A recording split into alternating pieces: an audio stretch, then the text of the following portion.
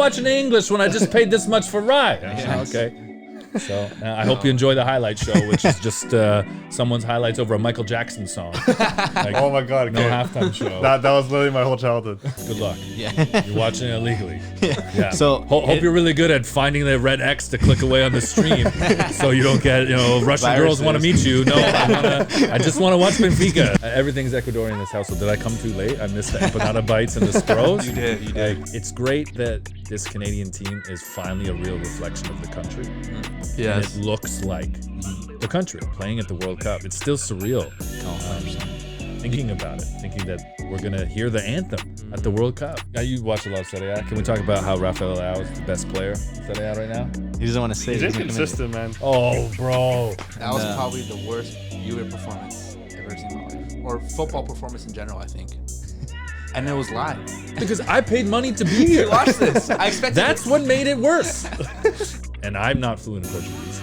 So you just had this constant awkward, like, hey, amigo, bon chance, like, yeah, sure. They're like, Força Portugal. You're that guy watching One Soccer with no commentary, eh? No. They're like, oh man, Atlas is playing Cruz Azul, bro. What are you doing at 10 o'clock? Come over to the casa, let's go. What's up, guys? It's Jay Zinho, and we're back again with another episode of the Footy Culture Podcast. And we have a very special guest today.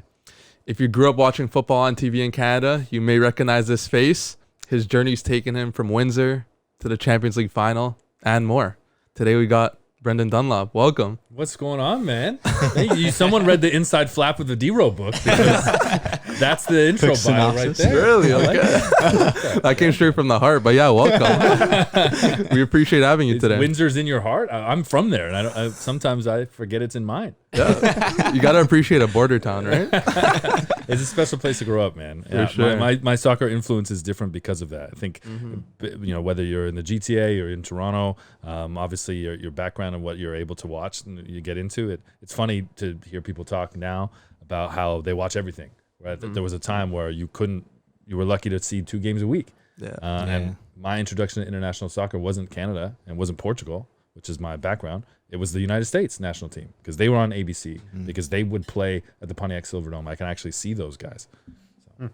So yeah, that's kind of the question I want to ask first. How'd you really kind of fall in love and get into the game in Windsor? Yeah, I played it. So, USA 94 was like the big thing. And I think this is what's really special about Canada being at the World Cup now. For the first time in my lifetime, the first time in 36 years, you're going to have... A lot of people's lifetimes. Yeah, I know. I was born in 86, though. So okay. I feel like there's something extra special about people born in World Cup years. Yeah. So I don't know if you guys are a little young for your friends starting to have kids now, but all these 2022 babies, they're going to be a little more special than the 2021ers, 1,000%. So I played it. I guess I just got into it. My dad lived in England in the 70s. He didn't have a team, but he was big into football. So USA 94 seemed like the biggest thing in the world. And it was the biggest thing in America. And it was pretty cool to see Brazil and Italy battle it out in the final. So that established them, to me, young watching eyes, as like superpowers. And just to kind of see the world on this side of the pond for the first time, it made soccer really feel local when before it had felt so foreign and global. Yeah, and that's why we're really excited about 2026 coming here, right? Yeah. Because it's going to be amazing. huge for the growth of the game. You're going to get a lot of new spectators. And I always say that I think post 2026, like once it kind of soaks in, I think football will be the biggest sport in the country. It could. And I think what's so cool about them qualifying now is that it's actually like jump-started that. It's fast-tracked that. Yeah. 'Cause I agree. We all thought with 2026 that the potential to have even a fraction of the impact that USA 94 did on the States was there. And now the team's in Qatar in the middle of it 4 years earlier with superstars. Yeah. Guys that are going to be key pieces in 26. You're just going to be more excited for. So 100%. That's special, man. We're gonna get a little bit of like a sample taste test of what's to come in 2026 with this World Cup for sure. Yeah, I think so. You're getting a preview. Yeah, pretty quick preview. I know like there's definitely a lot more talent growing, but I know the talent now can become even much more superstar than they are. Like there's so much talent right now in the club and the national team that can create the next world superstars. Yeah. Davies is one of them. He's still not, I don't think, at his prime yet. No. So there's a lot more to reach, and he's still so young. So Yeah. in 4 years from now, who knows what? 2026 is going to be a better team than this year's, I think. Mm-hmm. Yeah, they're just gonna get their feet wet, and then 2026 will be like the time some players are in their primes and whatnot. So I think it could be good. But obviously, you've had a decorated broadcasting career in terms of Sportsnet, theScore, Box Soccer. Did you always have a passion for kind of broadcasting, sport media? How'd you develop the love for that? Yeah, I realized probably USA 94 when I was like getting my butt kicked playing teams in Canton, Michigan, that I wasn't gonna make it as a player.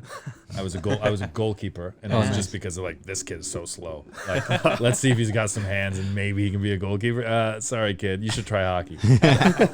So yeah, I think I knew very early on that if I wanted to be in sports, it wasn't gonna be as a player. And then kind of a funny story, in 8th grade, I had this project. It's the last year before you go to high school, and I had this rather old teacher. I think she may have like retired actually the year after that, and her assignment was, write this 2-page thing on what you want to do when you grow up. And she polled us before we went home, like, to just test the water and see what people were going to say. I said I was going to be an actor. She said, "Oh, actor. Okay, are you going to do like theater at the like local theater in Windsor?" I'm like, "No, I'm going to do Hollywood movies. Best of the I don't best. want to do the theater." I'm like, "I'm going to be like George Clooney." She's like, "Okay." She's like, "I don't know you, but I can tell already you have other interests. Don't write your piece on being an actor. If you do, you'll fail. Yeah. Write it, have a think, and write it on something real." And I'm like, "What does Mrs. Mikic know about me?" Yeah. Like, I'm going to be an actor. And I'm watching Everybody Loves Raymond, if you remember that show. And he was a traveling reporter for the New York Knicks. And it just like hit me in that episode that night. I'm like, writing about sports, covering a team, flying with whatever the team is, that's a dream. Yeah. So I wrote 8 pages on how I wanted to be some type of sports reporter. And I don't know if I said writing or television or what it was, but I wrote 8 pages. I was so happy. Mrs. Mikic comes back, puts it down, face down, says, "This was the best one." I turn it over, B-. B-? How is this the best one? Like, put in 8 pages. Like, too. what, you've never given an 8? And what do you mean this is the best? I'm heart and soul into this. She goes, "I asked for 2 pages, you gave me 8. I read too much. That's it. So yeah, so basically since then, I just kind of knew I wanted to do sports and just be a part of the show. That's kind of like basically what it is in any kind of capacity. If games are going on, like, to be involved in that and cover that. And so yeah, I've been really blessed to do it from the studio and start to do it in person. I'll be at the World Cup in Qatar, working with Team Canada, working with FIFA, and doing some radio for TSN as well. So it's pretty cool how the game has become global, and I've been able to follow it around the globe.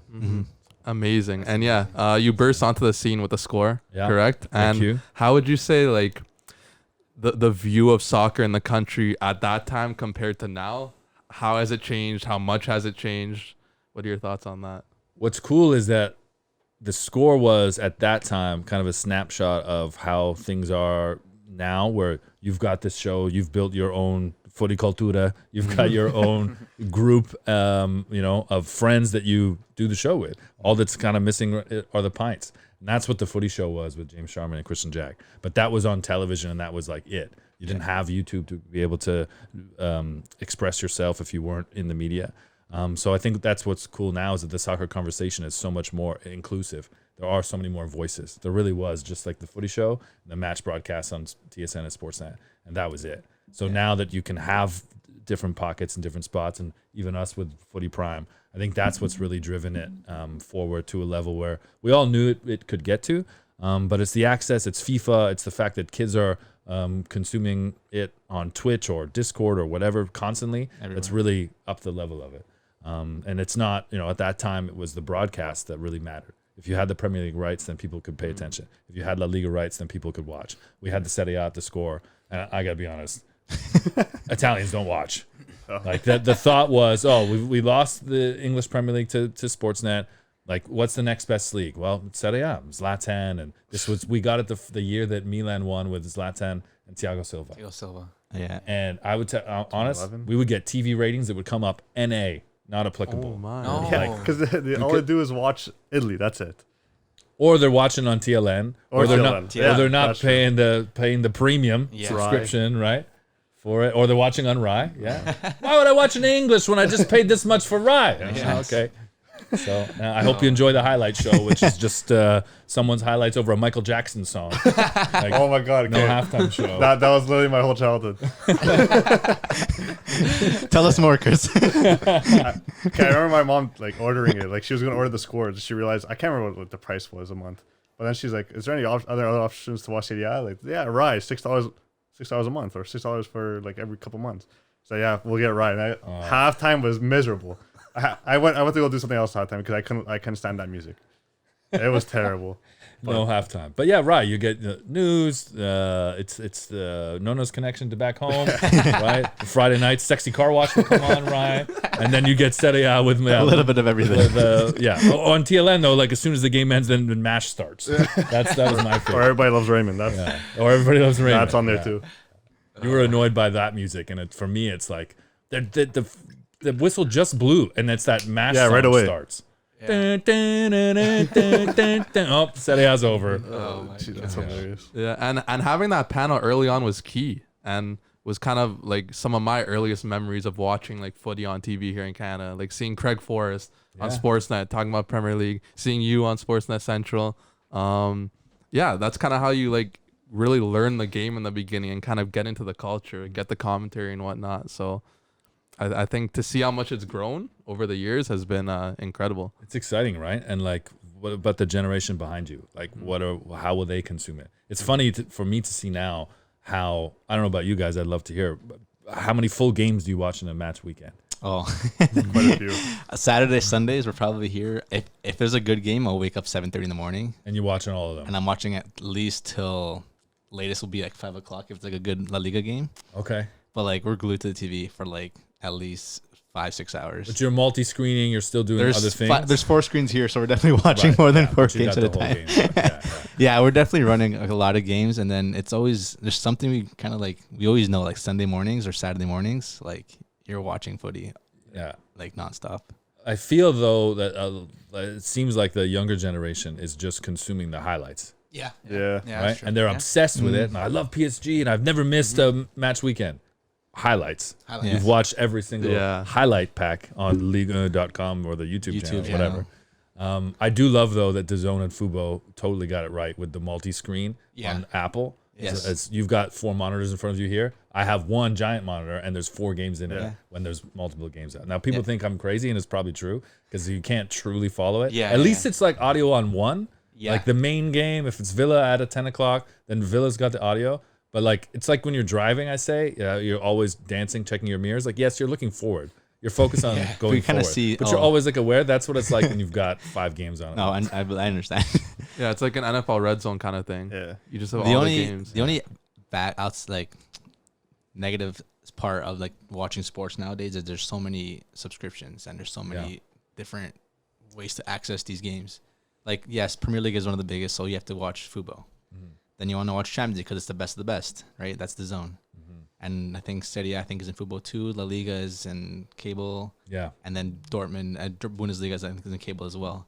And as well, if you want to watch the Portuguese league, Good luck. yeah. You're watching it illegally. Yeah. So Hope you're really good at finding the red X to click away on the stream, so you don't get Russian girls want to meet you. No, I just want to watch Benfica and see if Emerson's figured it out on the left side. and then it Like, cuts right before something good happens. So you have to find another stream and whatnot. But that's the only downside of it. But again, end of the day, you got to do what it do to Yeah. watch the sport you love. It's so great point though. Is you asked how things have changed. When we did the footy show, that wasn't a thing because you just didn't have access to that. Yeah. Like you were lucky if someone had the rights. I remember it was like the Europa League, and TLN I think had grabbed the Europa League only in the knockout stages. And imagine now if you're like, I'm not watching Barcelona. Sorry. The new Europa League Kings. Sorry, bro. But I love that they've made that their niche. They're like, you know where we're going to plant our flag right now? Bankruptcy in the Europa League. Boom. Back to Let's back. go right here. Give us some. He's the years. Barca fan too, so don't let him Oh, get that. okay. Tough times. You got some good kits, though. You got the gold ones. You got a Yeah. couple like vintage. You got an old Ronaldinho one. The old Ronaldo, Seen the too? blue and Kappa one. Okay. I like the retro kits. We all do. We all have a lot of retro kits. Well, I like that you're supporting our national team now, Have to. which is great. That's a Yeah. special thing, right? I really wanted Portugal and Canada to be drawn in the same group. I really wanted it, and it looked like it was going to happen. It was like the second last ball, whether Morocco was drawn first, it was Ghana, and then that's what flipped it. But I thought, wow, for That'd be Canada to cool. be at the World Cup for the first time in my lifetime, to play Portugal, who I saw win the Euros, and that's the team I've cheered for. That's been my team. I would love the chance to cheer against them because Canada's there. My country is there. Canada So first. you I was would gonna have ask. cheered Canada first. 1,000%. Oh. 1,000%. See, this guy says otherwise. He said he would rather cheer for Ecuador than Canada. And I am. And cheering you for are. Ecuador first. Yeah. Huh.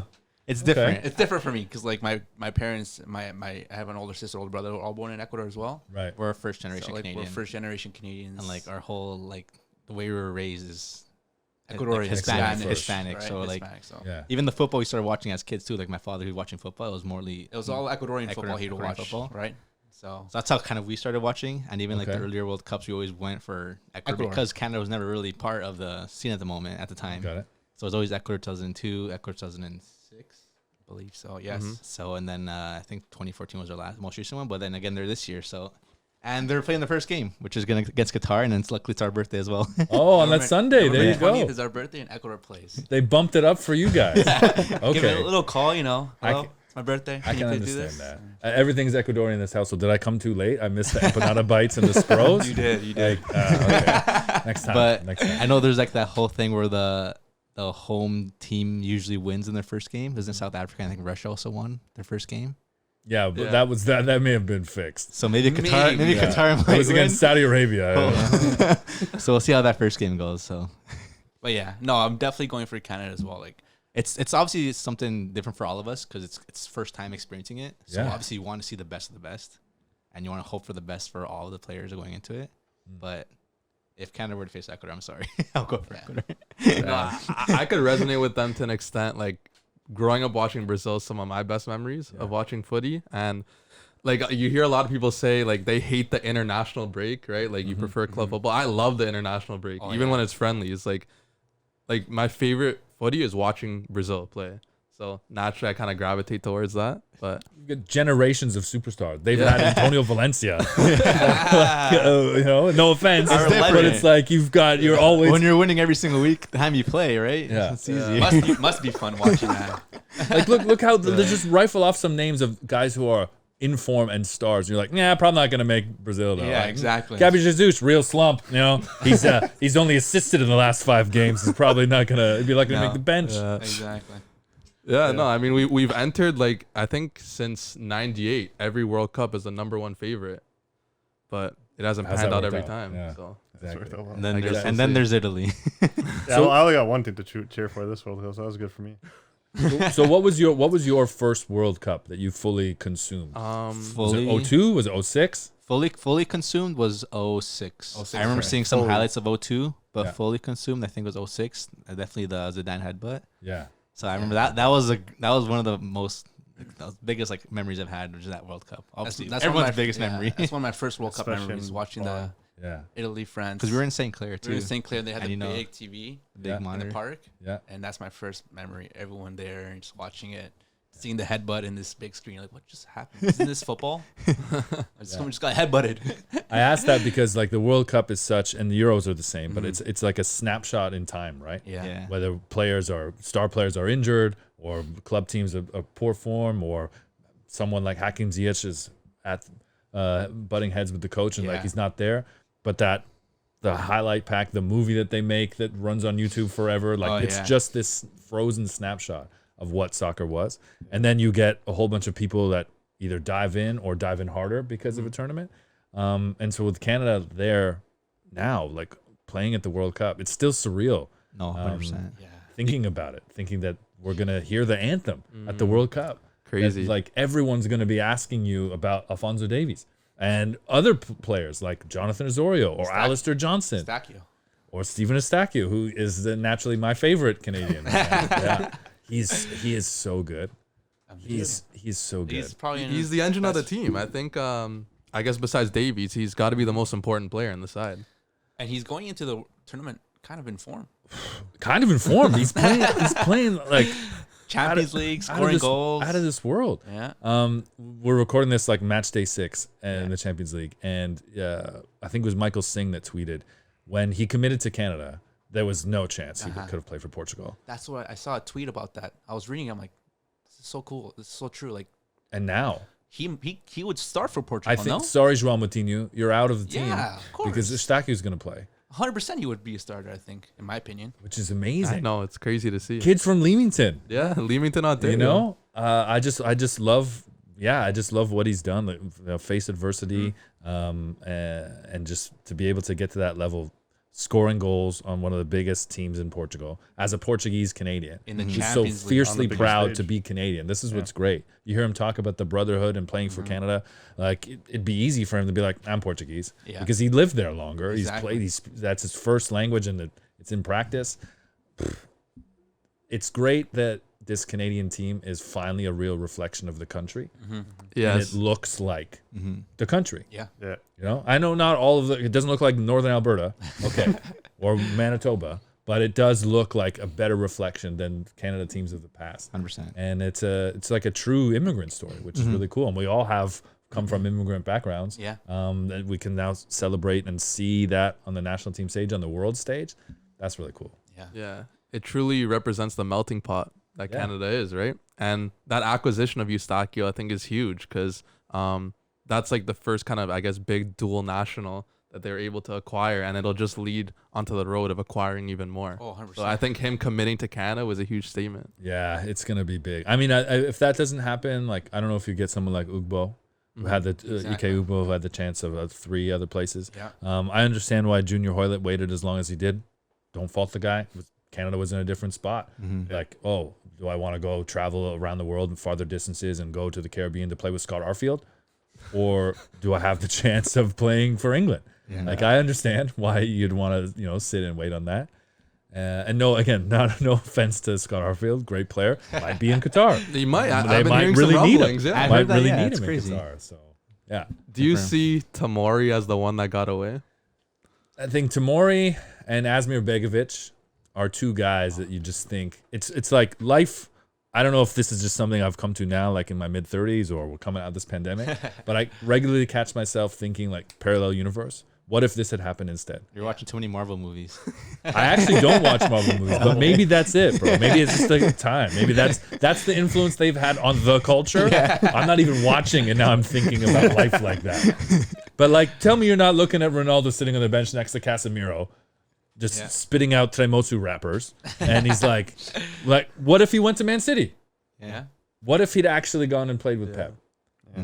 These are the things that I think about now. So yeah, what if Tomori was not like, okay, Gareth, I really want to play for England because I want to get because my name is like easily rhymed in a rap lyric. I love it. It's Stormzy's rapping about Tomori.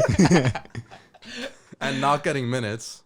Yeah, Sadly. and not getting minutes. I know, but he's been great at Milan. Like, you watch a lot of Serie A. Can we talk about how Rafael Leao is the best player in Serie A right now? He doesn't want to say. He's He doesn't commit it. inconsistent, man. Oh, bro. You're asking a Juve fan. He'll be the second because Case is back now. Speaking of inconsistent, Juve. Yeah. All right, we stink. Yeah, great. The best game they played in 2 years, I think, against PSG when pretty nothing mattered. Was Xavi Simons out there for PSG? Like, who was on that team sheet? Oh, he's at PSV. I just meant that they could go to the back, the back No, shelf. they had a pretty good team on. Surprisingly, Juve just- even a lot of people are saying like this was one of Juve's best performances, and they're playing a lot of their youth players. Yeah, Yeah, that's what and that's like, what you they were can't missing get because through we the watched squad. that Juve Milan game, and then even One of the 6. live. When I went Oh, to watch the sorry. San We went Siro, live, that and, was probably the worst Juve performance I've ever seen in my life, or football performance in general, I think. And it was live. Milan were just all over them. It was that bad. I It do was love the horrible. addition that, and it was live. It was like, horrible. It was even more worse because I paid money to be here. Watch this. I expected That's what made it worse. I expected a good game, close game. Both teams. It was a battling good out, game, but it no. was. No, It was different seeing Leao live, like you said. Leao Oh, is yeah. just something different. As soon as you see him receive that ball, you see everyone, all the fans, just on their toes, like ready to get Yeah. off their seat. Yeah, everyone. And like he just beats That one was player, so beats another player, puts a ball in, and everyone's already up Everyone's saying something. Yeah. And like Everyone's every moment he receives that pass, every moment he's doing something different, or when he's open, everyone's like Leao. So It's so cool that he's done that like at Milan and not in the Bundesliga or for Salzburg when you just kind of Exactly. see these glimpses that you can actually see it consistently and it's going to get attention. I think he's going to get a move to the Premier League. Yeah, he will. Premier League, which team? I do. I mean, does he not seem like an Arsenal player to you? No, I was gonna say Chelsea. Chelsea. I think he's a Chelsea. Chelsea love their wingers, Yeah. and they have money to splash. Are they going to spend it all on Ronaldo in January, though? Oh yeah, I forgot that. I don't get their owner. Their owner's a weird guy. Yeah, I mean, don't give us an all-star game, Todd. But as a Portuguese fan who really wants to see Ronaldo play at the top of his game, and as great as it's going to be when he's playing for the Columbus Crew in MLS, and I get to see him twice a year, like I don't want that to happen until he's 44. Yeah. Like I want to see Ronaldo in the Champions League. Exactly. I was trying to pick the most random MLS team. That I'm like, that'll be his destination. I can imagine, like on the Argentine version of this show, they're like, "Oh yeah, when Messi goes to Vancouver Whitecaps, ha ha ha! How crazy that would be." It's true though, right? There are just some cities in MLS where it's like, you like Hani Mukhtar, who just won the MLS MVP, Yeah. great player. Nashville's not going to get Messi. No. Like it's just never. It's never. Olivier Giroud's not turning up in Chicago. It's just not going to happen. Yeah, right? it's pretty much LA, Miami, Toronto. Yeah. Yeah, I would love. I don't know if you saw my tweet when they did that All for One show when Berna turned up, and I love Berna. Hey guys, hey guys, hey guys. I love the guy. All for one. And he's exactly. Amazing guy. All for one. Sits in his stall, and in between him and I can't remember if it was Crescito or Insigne, but there was an empty stall. I was like, is that Ronaldo? Oh yeah. Like, was you your guys first need it. thought? That was my first thought. I was like, Stop.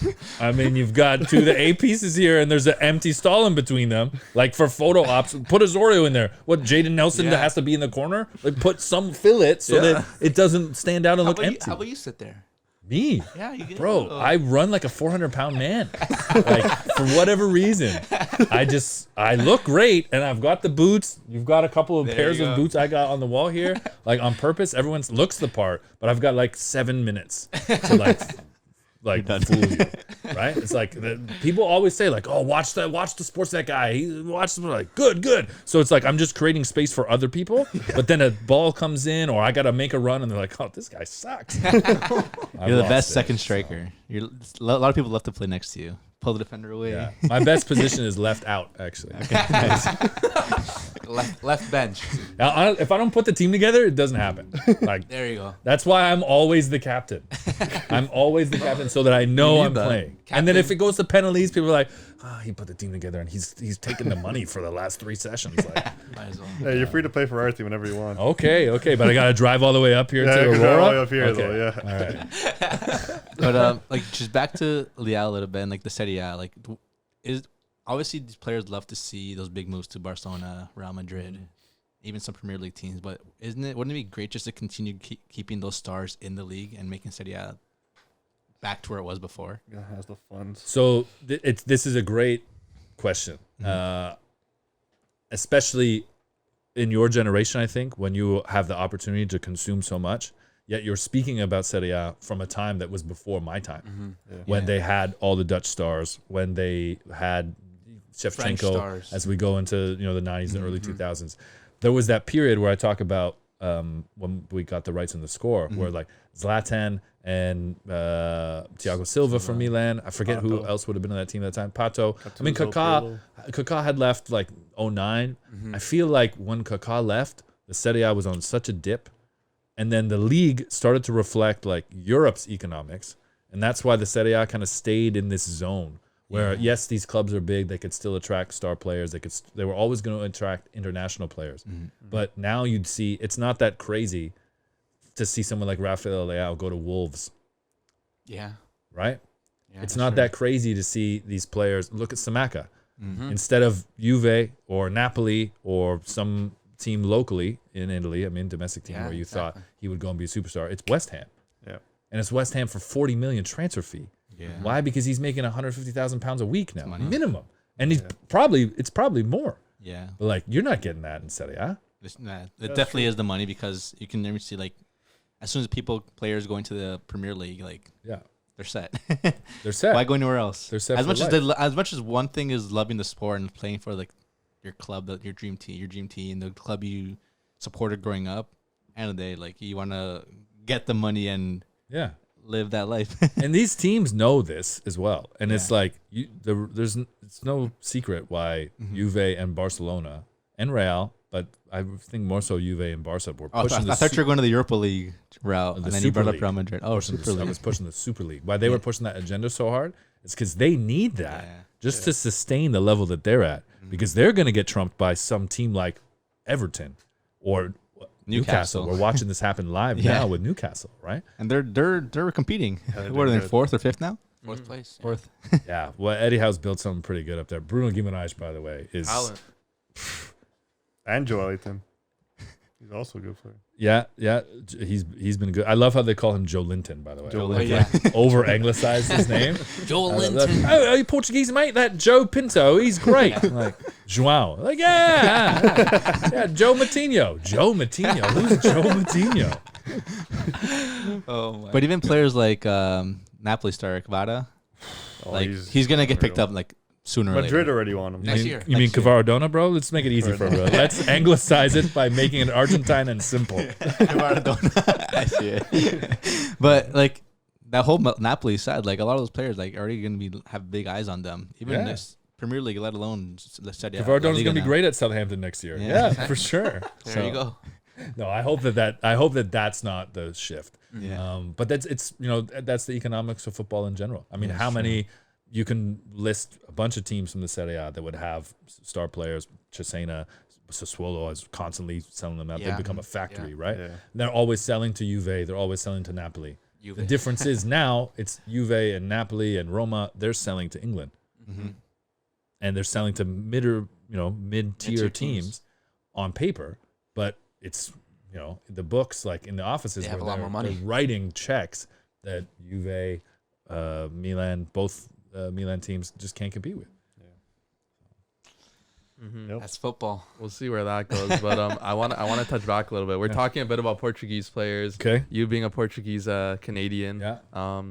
July 2016, Stade de France. You were there. I was there. You were there to see Damn. Portugal upset France. Tell us what that experience was like. I felt like Drake, man. I was there for 25 hours in Paris. My cousin Jay and I had been trying.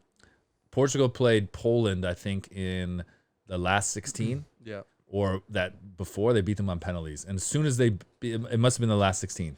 And as soon as they beat them, I was determined to get finals tickets because Portugal was going to get there.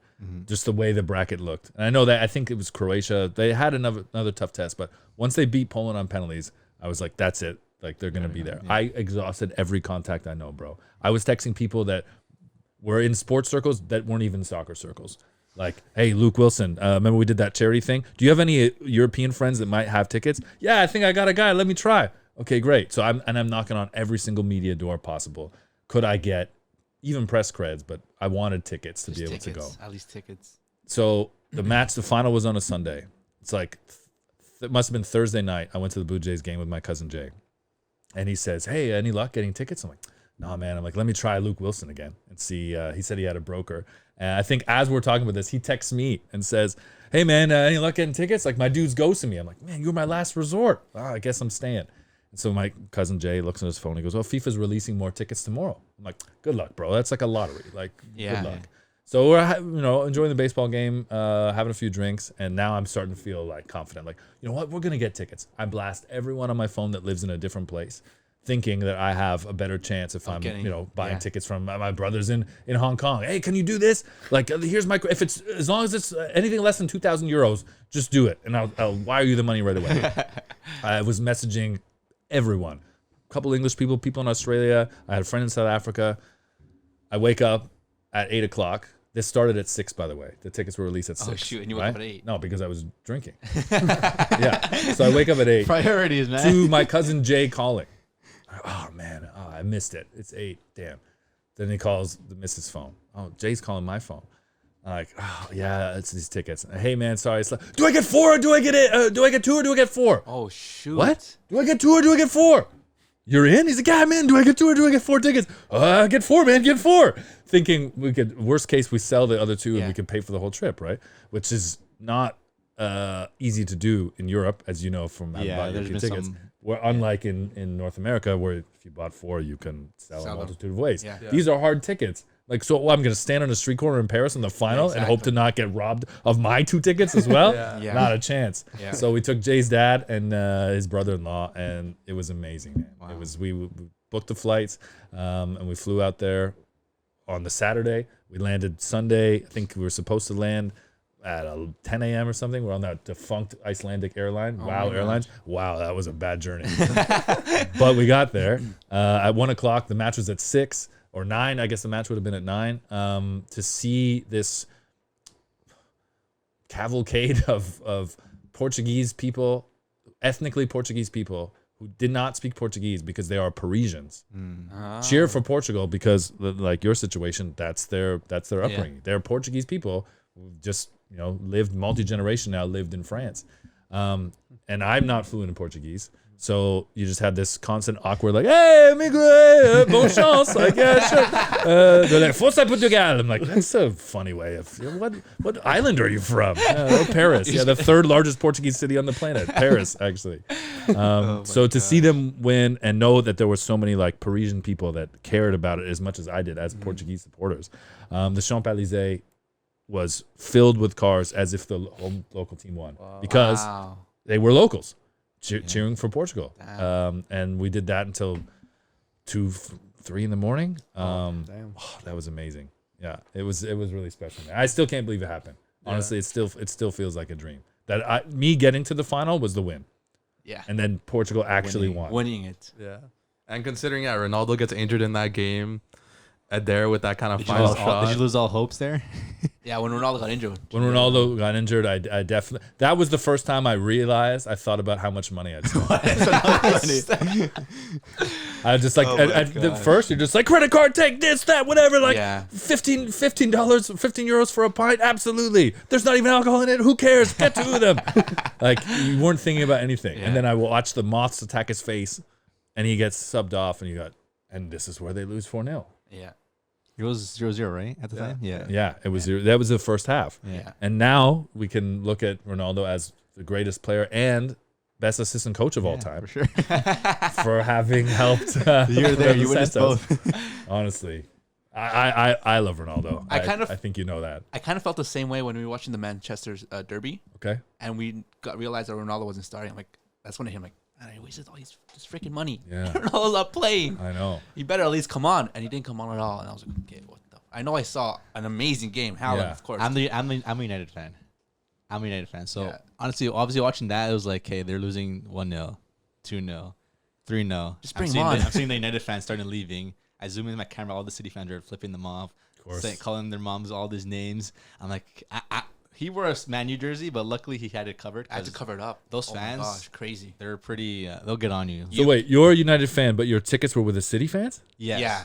We couldn't get okay. Because I'm sure they sell it to more like I guess members who are part of the United membership. Yeah. It's tricky to get. I'm it's glad you got in there. But you're the United fan. Yeah. So what were you wearing? I knew I shouldn't wear anything because they tell you in advance. Even the tickets. You didn't tell your twin brother? We told them. It was us two. It was us two.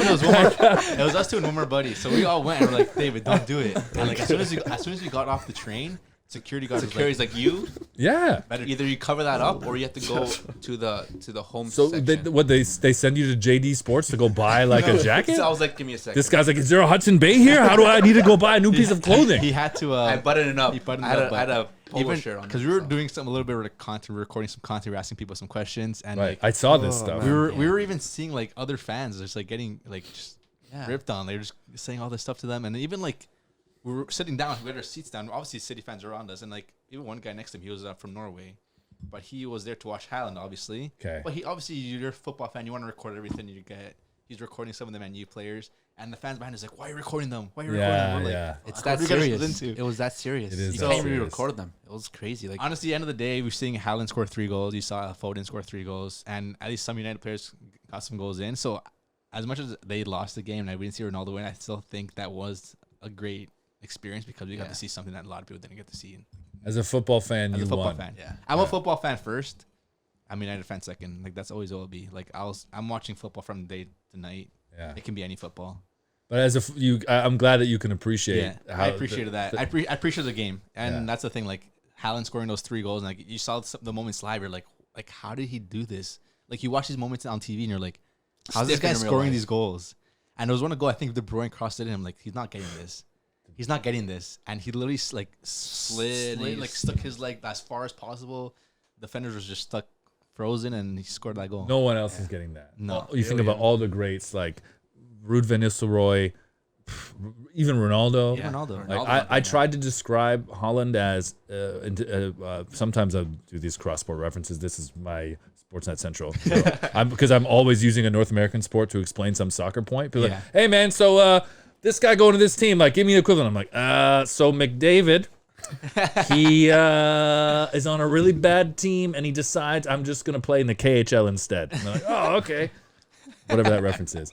I say that Haaland is kind of like this Ronaldo evolution, the way that LeBron is the evolution of what MJ's game was, right? Because he is very much MJ, but bigger, stronger, and faster in this version that doesn't look like Michael Jordan. Yeah. And I think that's kind of the only way to describe to someone new what Haaland is like. It's just this evolution. He is doing things that Ronaldo couldn't do, and scoring goals at a rate that will probably obliterate him. Break a lot of records. Like, if I'm Christine Sinclair, am I worried that maybe? Oh no! Like if Norway ever gets good, my international goals record Might need a little more talent on that side. But But it's true. Like a lot of these younger players are watching their like heroes, their icons play, and they're like grasping all of that, and they want to play like their heroes, but they're now adding something different. It's the way Ronaldo's same thing when he watched his heroes play, and before that. So who knows who's gonna start watching Haaland play now? Maybe in 20 years from now, they're gonna be way better than him. Yeah, we're gonna find the next guy. But yeah, Ronaldo watching. I finally got him to watch him play against Sheriff Europa League, but he won. He played, so got to see. You got to see that game. Yeah, Nice. just before I left. He didn't score in that game because he didn't want number 700 to be. No, he did score on that. Oh, he did score in that game. Yeah. I'm sorry. I kind of missed it though. You missed it. I Were had you to getting take- a drink? I had to take the train back to London, which is a 5-hour train ride, and the last train ride was like I had to leave 10 minutes early to make that train ride, or else I'm not going back to Canada. Is it just constant heartbreak football stories with these guys? So First of all, you don't talk to each other. You don't tell each other like how to prepare I told for him, hey, things. you do what you want. You wear Like whatever you you couldn't want. get an Airbnb locally. You had to take the train back. no, I think our plane was from London. That's why. Got it. Okay. And like it was last minute. Okay, Man You were trying to squeeze into just a another Thursday game. night date Yeah. with the Europa League. The I'm like- song is so much better. I get exactly. So I'm like, you know what? it hits different. It hits it. different. I'll squeeze it in. now it does. Well, like, what are they doing with does the conference league even have a song? I think don't even so. know. I think they I think do. it does. They must. Maybe a little jingle. But is Maybe not it? a full It track? was like, Yeah. Yeah. We're gonna start It's the just game. it's just a stinger. It's just like a swipe. Yeah. But no, watching Ronaldo play, I don't know if it's the same for you, but for me, it was like next level just to see him. And I was like pretty close to Yeah. watch him play, so I was like seeing one of the greatest to play ever. Like I got goosebumps. Yeah, for sure. Right. It's because you know what it's like to have witnessed this greatness on TV forever, and you feel so removed because you're on television, Yeah. you're watching these night games in the day. To actually see your sporting heroes in person, yeah, it's pretty amazing, man. Yeah, and now it's his last dance, Qatar 2022. Yeah. You think they could win it? I don't think it's his Damn. last dance either, man. No. I think he might be playing here. How old? What is he now? He's 30. He's 37. He'll be 41 in 2026. Yeah. You play. It's possible. Honestly, yeah. like he might not even be in MLS then. Really? He might. Do you think MLS is his next? Is it his next destination? think No, so. you don't think so. It's I not. don't. He's going back to Portugal. I think one more European team, like top 5 leagues, and I think he goes back to Portugal. I think we might get 2 European teams. Two. One of them is Sporting's in the Champions League Yeah, when he's Sporting. like 40. Yeah. Then I think it'd be. But I think he'd but- like one in between. Yeah, that's what I'm thinking too. A Chelsea. I think honestly, I think Chelsea in January would be it. Yeah. But sorry, I've pivoted off of the most important question no worries. to tell everybody that when Portugal wins the World Cup, which can't remember when Portugal wins the World Sorry, Cup. look at the in main Qatar- one. When Portugal wins the World Cup in Qatar, I feel very torn with this team because I do think without Ronaldo they play Better. they do. Damn. They're more competitive, and they're just. It really pains me to say. I'm struggling to find the words because it pains me to say it, and I haven't Play a articulated. little more free, maybe less pressure. There's a lot of that. They're so much more fluid. They're more. I do think that they're dangerous in ways that they just cannot be with Him Ronaldo. on. It's the same way with United. It's the same with United because I watched them play against Spurs. And they've been such great format right now recently. The game against Chelsea, the game against Spurs, even a couple Europa League games. But without him on the pitch, it's a lot more free. You're not always looking for him. You're not always, he's there getting upset because he's not getting the passes. Or when he does get the pass, you know that if you're open, might not receive it. It's more centralized around him specifically. Yeah, which it is true. I forget what the game was, but you might remember this. Fred took the ball off someone, and he goes running up the left side. And it was not easy for him to get the ball, and it was about to go out on the touchline. And Ronaldo is sprinting, and Fred hits this ball that very few people could hit, and he put it too far forward. Yeah. But it was a very difficult ball, and Ronaldo turns like that was the only chance he was going to get for the next 100 years. And he got right, and it was Fred's fault. And the shot on Fred was like, oh man, like he's going to take my lunch money. Like I'm going to get beat up in the change room by Ronaldo because I couldn't make this pass that only De Bruyne could make. He was like falling down. He was like sprinting just to get it before the ball went out. And I thought, man, I couldn't imagine being in that change room because everyone reveres him. Right. And this is the thing, someone like Leao, who I think is probably on the cusp, who idolize him and respect him, but also understands like, oh, I'm going to play here a lot longer without you than with you. So I'm appreciating this moment now. But unlike Moutinho, unlike even Jota or Andre Silva, these guys who the bulk of their career is because Ronaldo's there. Yeah. And they would, be so lucky to play 6, 7, maybe 8 years with him. Yeah. But these younger guys now know that this is just a snapshot. Much like when Ronaldo played with Rui Costa and Luis Figo at Euro 2004. Yeah. He knew he was, taking over. It was going to be his team. Yeah. So Leao's the next main guy for Portugal is what you're saying? There's a few guys, right? Like I think João Felix. Yeah, like I'm huge on his talent, João Felix. But wrong situation at Atletico Madrid. Could be, right, with Simeone. I mean, he's so free-spirited, and they need to play in a system where you have to. The most, I think, appreciated skill set in a Diego Simeone team is shithousery. Oh yeah, that's the reason they got the pal. Yeah, and that's the reason why they got Suarez, and I just think that I don't think that he'd ever kind of get to that level, and he's comfortable making a manager like that uncomfortable, and I'm surprised that actually he stayed as long as he did, but they paid as much money when they pay as much money as they did for him, and Atletico is a club where they're not really making their financial choices. No, it's agents are making their financial choices. And this is like the Atletico is kind of the first club where you could look at them and be like, are they making their own football decisions or is it Jorge Mendes? Really? You really don't? And it's like Falcao, to me, Falcao's move to AS Monaco, that's when it blew the lid off of all that. Because Mendes had loaned Atletico the money to acquire him, and they're paying in these increments or whatever. And I should say that I'm recklessly speculating, but this seems to be how things go. Monaco have the cash to pay up front now 60 million euro fee, which is more than Atletico paid. And the guy who fronted them the money is the agent. So now he's like, yeah, I'd like to have the cash in the bank. I'm going to take this cash. Because Falcao admitted he didn't want to leave Atletico. Yeah. He loved winning the Europa League. Of course. He just wanted to continue to be the best on Thursdays. He didn't want to go to a team that all of a sudden was trying to compete with big spending PSG and win Liga.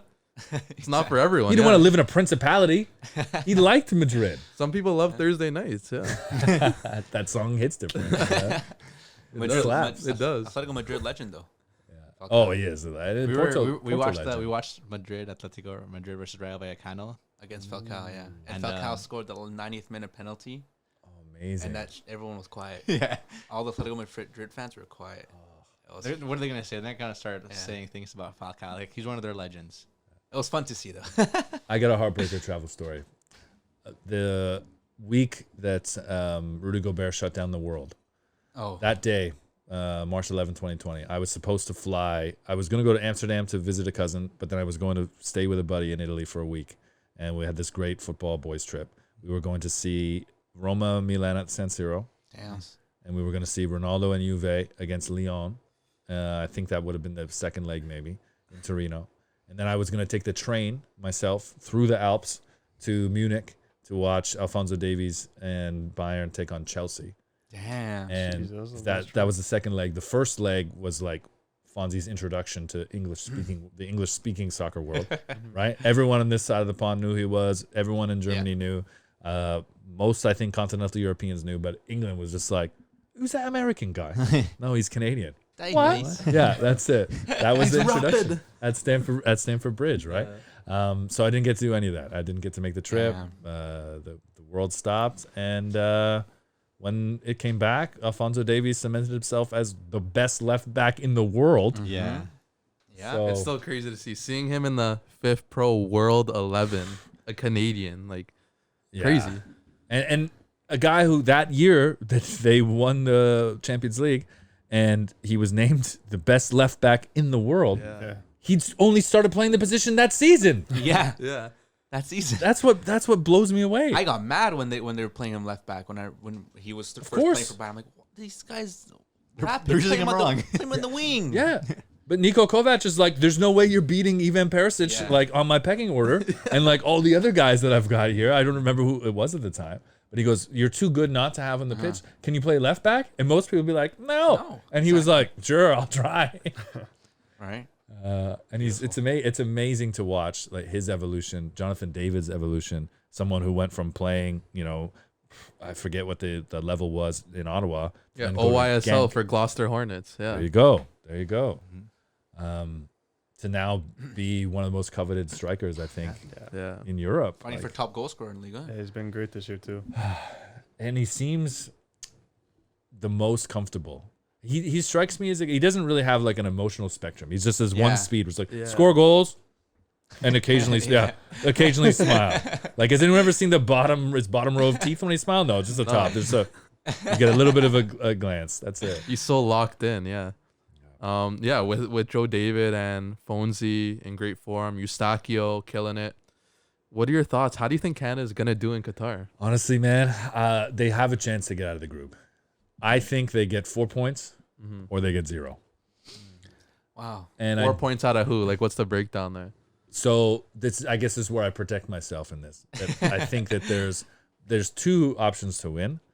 The most likely, everyone would say, is Morocco. I actually think it's going to be very difficult for them because they'll have learned what it's like to play teams at this level now.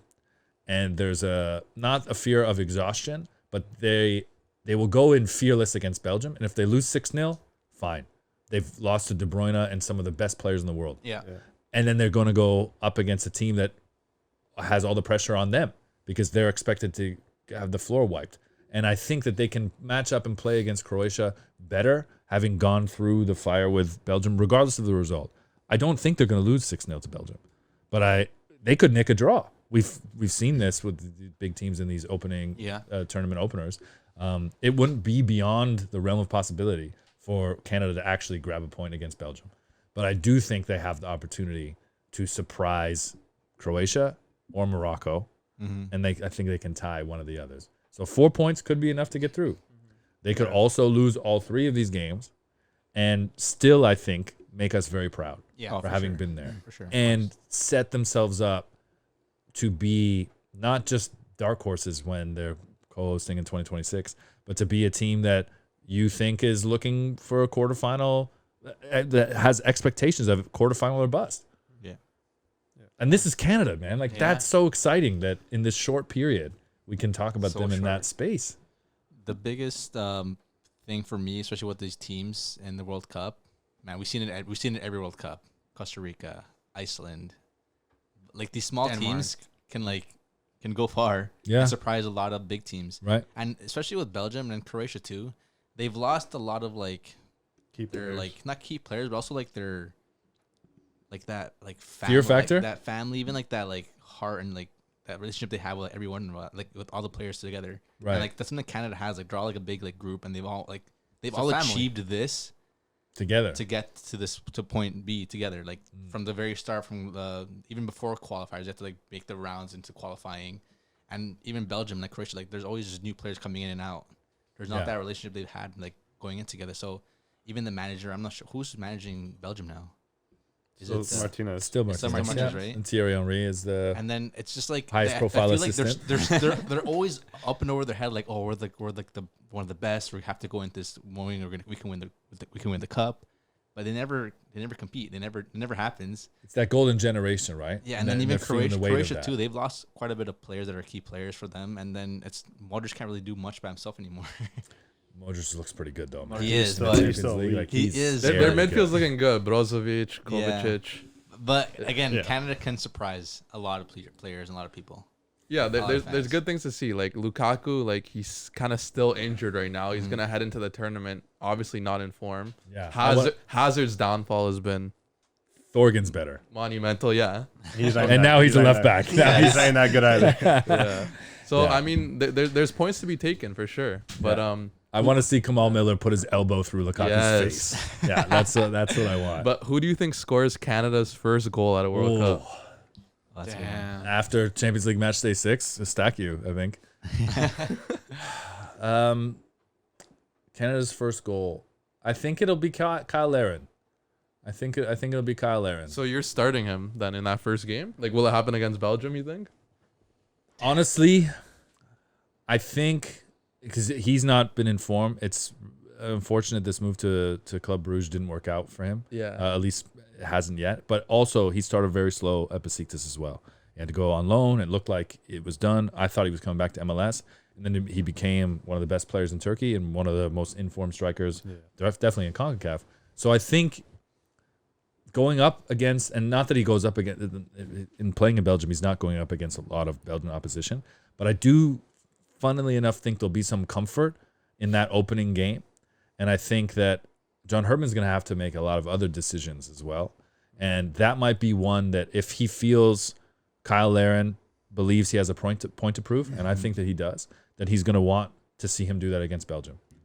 Sure. Because he wants to enable his players to be their best and feel their best, no matter the situation. Yeah. And if Kyle Larin shows, I want this, I want to show the Belgium. country I'm playing in that I can play at this level, then he's going to allow him to do it and put him in a position to succeed. Also, one thing I think Larin has that a lot of maybe other Canadians won't have is playing against these players Yeah. in Europe already, right? You might have played against some Belgian players already. And that's one thing that you can say about this Canadian team, that they have experience. Some of these players playing in Europe, playing Yeah. against these players already. So it's not like they're going into the tournament and like, oh, shoot, I've never played against De Bruyne. Davies has, Yeah. you know? These players have played against them. So, you know, they're bringing that experience to the game and also bringing that experience to the team. So, Absolutely. you know, that's one thing that having these Canadians playing abroad is going to be major. When John Herdman Huge. left the women's program to take over the men, Scott Arfield was the only player that would have played against any of these World Cup Right. bound players. Yeah. Really, at club level. Exactly. These guys were playing against De Bruyne on FIFA. Yeah. That was it. Right? Now there's a handful of them that have played against them in the Champions League, There you that go. have experience with a lot of their opposition. And I just think that the level that they're at and the belief that John Herdman has given them and they've grown into as this CONCACAF campaign went on, that's what makes it so special and them so dangerous. Yeah. And really, those pre-qualifying games when they had to go down to the Caymans and wipe the floor with Bermuda, that would have, you know, weakened or harmed stronger teams, I think, because it would have been taxing. Yeah. Canada needed that to get into the CONCACAF, the final CONCACAF round, the Oct, which wouldn't have happened if not for the pandemic and reorganizing, which is, there's one football blessing that's come out of this, right? Yeah. They were in form and absolutely confident to think we can finish top 4, sure. And then they won it, man. Yeah. They were the best team, the kings of CONCACAF. Kings.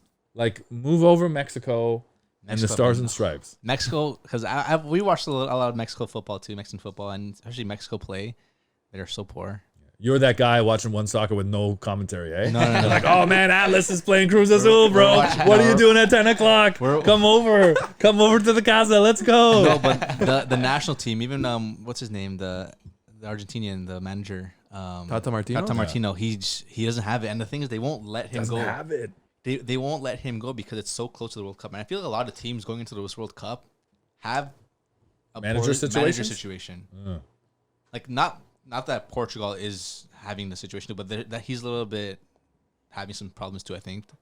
Yeah, I mean, if you had the greatest player of all time like coming to an end, and some new guy who turns up from Ajax says, "Yeah, you don't fit my system, I'm going to sit you," wouldn't you be nervous too? Yeah. So I feel like there's lots of teams that are going to have a little bit of difficulty going into this World Cup, but Canada's kind of like in the best shape and like has their head on straight. I would say Belgium's one of those teams. Martinez. Belgium too. He was supposed to win a cup by now. After the Euros, I honestly didn't think they'd keep him. Yeah, Belgium too. They did. I thought when they went out to Italy, right? I thought that's it. He's done. That's why. So I thought. I really thought this World Cup would come around and Roberto Martinez was doing television on CBS somewhere. So who knows? Maybe the Belgian players don't trust him 100%. So They also have the pressure on them, right? Like Canada, we don't have pressure because we're going into as the underdogs. All these big teams, Belgium, they have pressure. Croatia has pressure too because they went to the finals. Yeah. Right? So like they have the pressure to make that expectation. We don't. This is just a, test the waters up before 2026. So I think we're going in with our heads like, open, just myself, like I just want to see them play against these big stars, and I can just imagine what they're thinking too. Like obviously I'm going to want to play my best football. So Right. As long as they don't end up against Ecuador in the last 16. yeah. Then yeah. hopefully we do. No, but yeah, like you guys have said, the biggest thing is the camaraderie, right? Yeah. And you see it with the group. It's taken them this far, playing alongside together for a while. I remember Davies and David at Canada U15 camps playing together. And the fact that they've just rose to this world stage has been incredible. So you can see, like, it's funny to see the relationships within the team. You can see the way they celebrate goals. You can see some of the behind the scenes stuff that Max Bell shoots for Canada Soccer. Yeah. Doneil Henry is such a glue piece.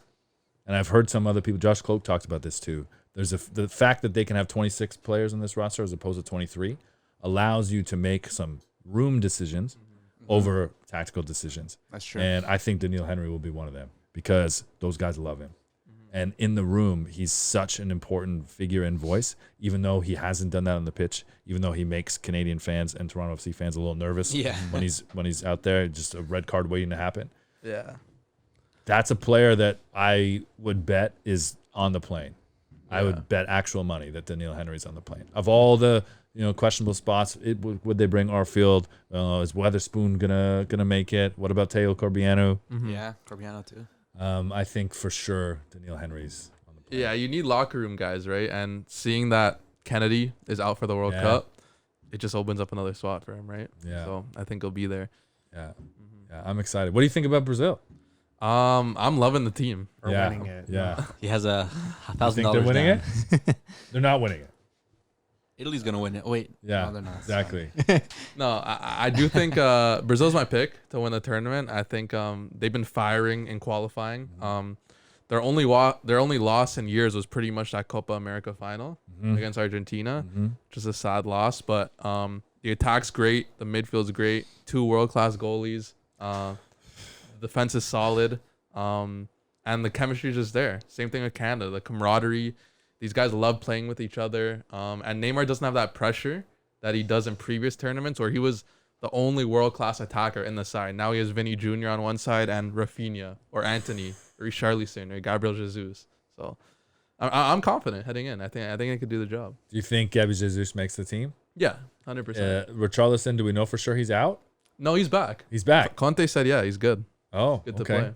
Good. That's someone that I felt really bad for when he got that injury, and you could see him post like he was in Crying, tears. he was bawling his eyes. Inconsolable. Yeah. And understandable because to play for your country and to be in form. Honestly, I thought that move to Tottenham was too big for him.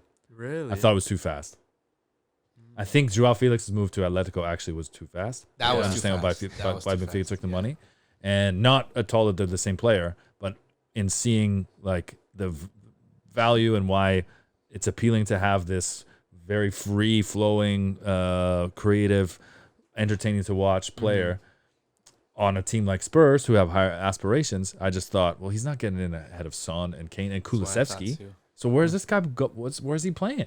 And he's proved me wrong. He's absolutely a Tottenham level, Champions League level player. Yeah, and even on Brazil, he plays really well. Yeah. Scores like every game he starts, he pretty much scores. And he seems so well liked Yeah. Seems like the guys really love him. Yeah, like I said, the camaraderie in the team is just massive because all these guys, like the younger guys on the team, they grew up idolizing Neymar. Yeah. And now they're playing alongside him. And Neymar really messes with those guys too. So it's a good environment. Did you watch the All or Nothing? The Brazil, yeah. Yeah. I felt like that was the least talked about one. Everyone raves about the Arsenal, obviously now recency, but everyone's like, man, this Mikel Arteta, bro. It's like you guys didn't know that you didn't see him in the Man City doc when he's just sitting there taking notes as Pep jumped around. Guys, dropping F-bombs. Yeah, I don't know. It's like the 2019 Copa America, it didn't get a lot of spotlight for some reason. Yeah. I don't know. I don't know why, to be honest. Copa doesn't get enough spotlight as it is. In general, yeah. And you can see that as Ecuador fans too. It doesn't get a lot of spotlight. It's always the Euros. It's the bigger players because again, the only teams competing in the South American Cup is mainly just Brazil and Argentina. Do you know? I think another thing too, though, and obviously, yes, Europe kind of came first in the sense that the Euros were on TV as of '96. You could get almost like every game, right, or at least every time slot. Whereas Copa was maybe it was on TLN, maybe it was on theScore. We had the 2011. But I think the biggest difference and why it doesn't catch people, because the last few years they've been on at the same time, it's at the same time of year, the calendar. Yeah, it's the night games, though. You think Think about it. In Canada, we don't watch games at night. That's true. You would watch TFC at night. You'd watch the Whitecaps at 10 o'clock. I love these Friday night LA games at 11:30. Yeah. I love them because I'm a night crawler. Yeah. I can't sleep on normal hours. My circadian rhythm is the worst. You're probably like, does that guy play in Napoli's midfield? Circadian, what a player. Yeah, he's great. I like the night games, especially when we were in Europe. Yeah, but you are like the unicorn here. You're not the example. You just said, bro, I wake up at 7:30 on purpose so I can sit in front of the TV until 7 p.m. watching games. Like, thank God you don't like Liga MX. Like, you would get nothing. This guy gets nothing done. No chores, nothing. I don't know, my mom actually argues a little bit of that because we get nothing done during the Like, weekends. you have a girlfriend 6 days of the week. That's it. The Saturdays are for you, and Sundays she gets a half day. But no, it's No weekend. It's Yeah, I don't know because hockey, baseball, basketball, it's all night games, and it's the fans are there. But I feel like as soon as the football, the culture starts growing a lot more, and it is growing. Yeah. You start seeing the first qualifier games for Canada. The stadiums were full-ish, But they were still blue. there were still tickets. They were still blue. Yeah. It was Honduran blue and El Salvadorian blue. It was a I lot. was stunned. It was a lot, and like that's the thing because we do have a lot of that multicultural people here, Which is a great thing. which is perfect, amazing. But cheer for Canada now. But then You're later right. on in the qualifiers, last games, these stadiums were getting sold out instantly. Yeah. And we were lucky to get some tickets. We got tickets, I think, till the second last game. It was snowing when we In went. Hamilton? No, it was the one after that. Who did they face? It was against Honduras. No, El Salvador. Not too sure. But I think that was the last game of their game. But again, it was snowing, but they were sold out. And Yeah. especially now this World Cup and 2026, you're going to get a lot more of those casual sport fan, just guys who just sit down and watch sports at night. They're going to start tuning into soccer games now. No, I agree. I And- just think with Copa, particularly with like, it's this big game at 8 p.m. Yeah. in the summer. That's true, too. It's like you're at the cottage. You're not like streaming it. It's not, it's like kind of like MLS too, where it's taken people. I think it took a championship to really get Toronto into Toronto yeah, FC. Yeah. It took a superstar like Sebastian Giovinco winning MLS MVP and being that headline player all the time where you're just like, sorry, this tiny man is the best guy in the league for people to really get into it, right? Yeah. And I think with Copa, it's just going to take more time. It is. Time that's and true. more stars. People are busy at night, and especially during the World Cup too, and especially if then during the summer, they're a lot during the day games. Even the Euros, they're like around 4, 3 o'clock. Even the Qatar now, it's going to be even earlier. At least it's only an hour though. Yeah. It's a 7-hour time difference. So those 2 p.m.s for us here in Canada, the Eastern time anyway, that'll be 9 local kickoff. Okay. Which that'll be the advantage that they'll have. That'll be the coolest games will be at 9. And I honestly think you're going to you will notice on television I think so too. a competitive improvement or a competitive imbalance with those night games as opposed to the earlier games. It's like these players are obviously used to playing mid-30s, but that's desert mid-30s. Yeah. Yeah. And, you're also playing in the middle of a season where normally you have 3 weeks, a 3-week break. Even if you won the Champions League final, you still have 17 days before the tournament kicks off. Yeah. Now you have 7 days between your club season and then flying to the middle of the planet, which is like they do that trip for a sun holiday to Dubai. They don't do that in season to play. Yeah. So I think that the environment is going to have a big factor, and where you will actually be able to see the difference is those night games are going to look like Champions League games in the sense of at pace, at speed, because you can see when Canada and Haiti maybe is a bad example, but when Canada goes to some of these CONCACAF places, they're not playing at their level. Yes, the pitch could be poor, but honestly, the weather makes such a difference. Yeah. And so you'll actually notice it if it's 10, and it could be as high as 15, 16 degrees difference between that first kickoff game and the night game. We'll see if they're even saying they want to pump in some of the air conditioning to the stadiums too. That was the big sale, right? It's like, remember they thought they could do this in the summer? Yeah. Like, what a insane. bunch of...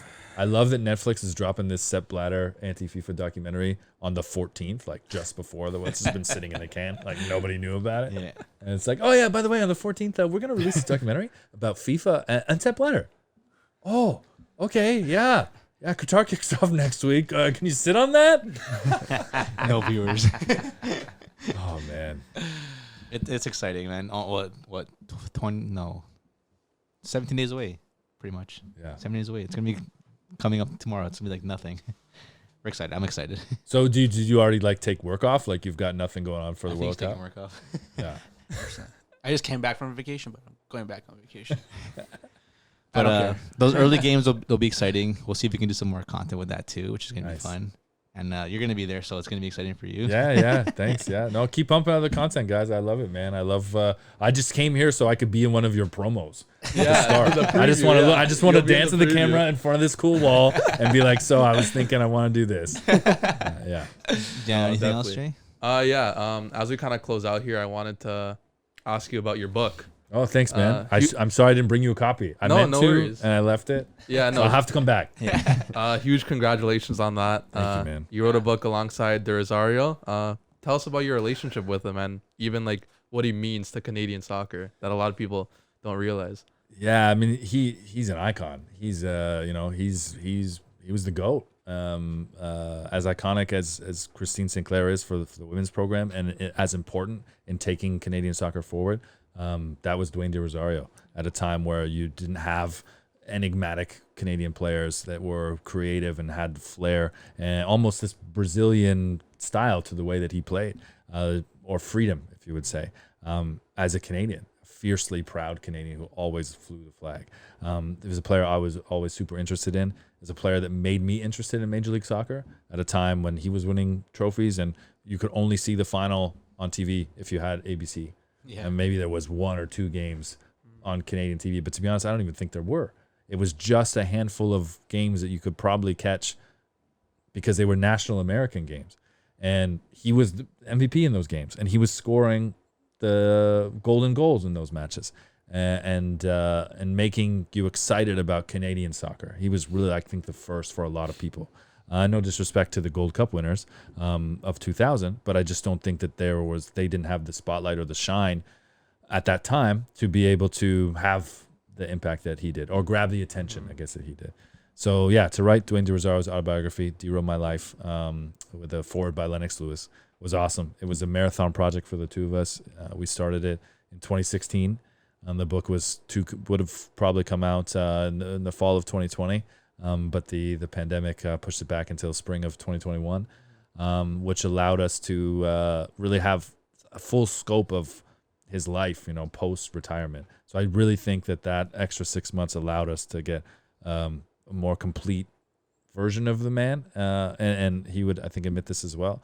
That just his story really is an incredible story. He grew up in with 5 people in a 1-bedroom apartment. Wow. Until he was making money as a teenager playing for Canada. In a neighborhood that sounds very American when you think about these rags to riches stories that we often hear in sports. I lived in Scarborough for 10 years through university, like 2-3 kilometers from where he was, miles away from the experience growing up that he had. Damn. Not familiar to me at all. The struggles and the challenges that he went through in that community. And then so to make it in a sport that was so far down the depth chart, the fifth sport in this country in a lot of people's eyes, totally off the map, and to do it in the way that he did it, as excited as we are to watch a player like Alphonso Davies and say, wow, this guy's Canadian. For me, and I think a lot of people in that time period, that was Dwayne De Rosario. So I'm glad that we were able to do the book, and that he was named to one of the 25 greatest MLS players of all time. It's great to see these guys in retirement like get their flowers. He wanted nothing more than to play for Canada at the World Cup. He didn't get that chance. It didn't have the team that was able to do that. But he'll be in Qatar as like a Canadian alumni ambassador. So I'm really glad that he's got that opportunity. Yeah, and these are the stories you don't hear, right? And I think that people need to hear. So I really commend you on doing that. Thanks, man. I think it's great for the game, the fact that you're really able to share his story and inspire. No, thanks. I love the sport, and it's as we talked about the Footy show and how things have evolved and changed, and I love that you guys have created your own culture, man. Like the Footy culture, this is great. Yeah. You're not doing enough Italian for this guy. This is a hard show for you, eh? We actually do a little Let's talk too about much the tournament Italian. that you're not in. He's like, oh man. He's like, I can't wait to talk about Sassuolo on the next show. This Portuguese No, guy. for the most part, we bust him for the Juve, all that. The losses and stuff, we usually bust his balls and stuff like that. So, if anything, he's having a nice break today. The next show, you're definitely bringing the Bello Bros back, though, right? It's like you got to make this guy feel good because it's too much World Cup time. Exactly. But even the Rosario's son now playing Zaze. He's been playing New York. like he's playing. Like we catched a couple games and he's kind of just took off. Yeah, he's surprised a lot of people. I love hearing that. I'm glad that you guys go to the games. I've been to a bunch this season. I saw them in mid-September, and Dwayne was there. Actually, we were sitting near each other. We didn't go together. We were sitting near each other. And I don't think Zaze scored in that game, or maybe he did, actually. No, he did score in that game. He's York's all-time leading scorer. Yeah. He's only played one season. Yeah. It's really exciting. And it's cool to see like the sons of these stars take their game to a whole other level. And I think for Zaze, like this, the sky's the limit. What's so exciting is that he has a pedigree, and he also has a style. He hits free kicks in a way. He's there's a flair to him and an aggression to him that you very much reminds you of Dwayne. But he's his own player. He's his own player, and he's got some strengths in his threats in a way that Dwayne wasn't. Aerially, I'm pretty sure Dwayne's envious of. Oh man, if I would have got 30 more goals in Major League Soccer if I could. Couple more inches. If I had the inches that you had, and I was the aerial threat that you are. So it's exciting to watch, man. And the other son, Adisa, he's a goalkeeper. He was at Halifax HFX Wanderers in the CPL this season as well. Nice. So yeah, I think more great things from the DeRosario family. They're like the royal family of Canadian soccer now, right? Which is pretty exciting. Like the Sutters in hockey or the Stalls, like the DeRosarios in soccer. That's exciting too. Is that we're at a point now where there's that you're seeing the sons and the daughters. Yeah, this generational growth of the sport. It's really cool. Amazing. But your kids are gonna like Canada. I'm just calling it now. I don't know how far away that is for you guys that have kids. But they're going to be like, oh, my dad's always on Ecuador. But did you see that Canada made the semifinals of the World Cup in 2040? I'm not cheering for Ecuador, Papa. Sorry. It's not happening. He's going to bleed Ecuadorian. That's what he's going to do. I love how it's a he already, too. He's made it. Only boys. But yeah, obviously we could go on forever. Yeah, we could, such a great conversation. We appreciate you coming. It's actually like past 11 p.m. right now. So kudos for you to coming out, chatting with us. Yeah. We wish you best of luck in Qatar. Thank you, man. Looking forward to seeing what you could do, and that you have a great time, of course. And hope to see you back here soon. Thanks for coming. Absolutely. I have one more question for you. Sure. We always ask at the end of the podcast. Yes, that's right. It's obvious. It's probably been obvious, but Ronaldo or Messi, bro? Are you serious? Yeah. It's obvious. Messi. He's gonna say Messi. Messi, right? Takes the hat off. I was sitting back. I'm like, ooh, like what is this question gonna be? I love Messi. Honestly, it's. I think that it's so special that we got to witness them together. Yeah, exactly. Pele and Maradona didn't play at the same time. You didn't get to consume Pele the way at that time you even got to consume and watch Maradona. We got to see them like every match week, club, country, domestic, European matches, and push each other to a point where to me it's like you show someone the history books and the Ballon d'Or list, and it's just them for 10 years. Yeah. That's Crazy. incredible. Yeah. And the fact that you can have like so many passionate supporters on this side, like, no, he's the best ever, and so many passionate supporters on that side, I really think that there should be more of an appreciation of it. It's great that we can see both. I think there's a lot of people that respect that. 100%. But I just think that for me, Ronaldo is just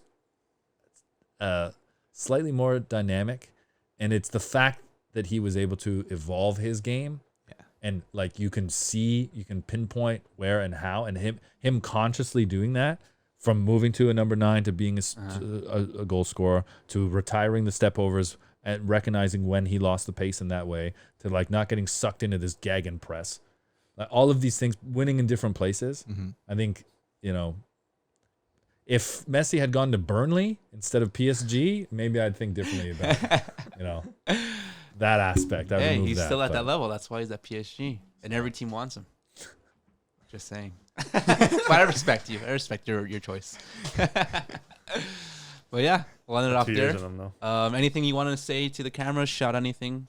No, I appreciate what you guys are doing. If you've got some more time to consume content, listen to Footy Prime. We had Roger Bennett from Men in Blazers on this week, which was amazing. For me, that was... I said this on the show. I wanted to get Roger Bennett on the show more than I want Aston Villa to finish top 4. Like I was waiting for that 30-minute conversation for the longest time. I love Men in Blazers. So yeah, Jimmy Brennan and Craig Forrest and James Sharman and I, with the producer Dan Wong, we're pumping out 4 episodes a week, and we'll kind of be all over the place in Qatar, so it might be a little splintered, but we've had a good thing going through the pandemic. It's been nice soccer therapy for us to be able to do the show, and yeah, you know, add more to the culture, right? Yeah, There you go. 100%. Footy culture. Add more to the footy culture. With that said, yeah, smash the like button, hit subscribe. Don't forget to check out Brendan and his podcast as well, and We the Culture. The culture boys. Later. Thank you for coming. That was great. Great stuff. Awesome. Yeah, we could have talked forever. Honestly. I had to get the Brazil take in there.